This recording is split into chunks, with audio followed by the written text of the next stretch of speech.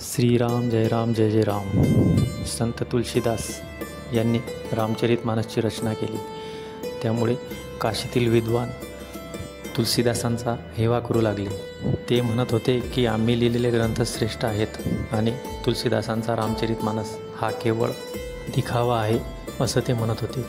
आणि कुठे ते वाल्मिकी रामायण लिहिणारे आणि कुठे हे तुलसीदास असं म्हणून त्यांनी रामचरितमानसवर टीका केली। तेव्हा काशी विश्वनाथांच्या गाभाऱ्यात इतर ग्रंथांसोबत तुलसीदासांचा ग्रंथ रात्रभर ठेवण्याचे व त्याद्वारे निर्णय घेण्याचे ठरल्याप्रमाणे तुलसीदासांचा ग्रंथ सर्वात खाली आणि बाकीच्या विद्वानांचे ग्रंथ एकावर एक असे गाभाऱ्यात ठेवले गेले व गाभाऱ्याला कुलूप लावले गेले। सकाळी जेव्हा गाभाऱ्याचे कुलूप उघडल्या गेले तेव्हा तुलसीदासांचा रामचरितमानस हा सर्व ग्रंथांच्या वर असलेला दिसला व त्यावर प्रत्यक्ष शिवांनी सत्यम शिवम सुंदरम हे लिहिलं होतं। हे पाहून विरोधक मूग गिळून गप्प बसले व त्यांनी तुलसीदासांचे श्रेष्ठत्व मान्य केले।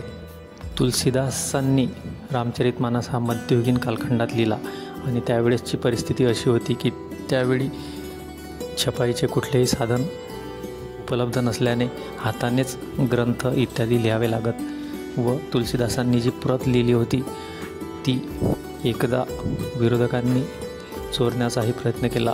त्यासाठी त्यांनी 2 चोरांना रात्रीच्या वेळी तुलसीदासांच्या झोपडीवर पाठविले।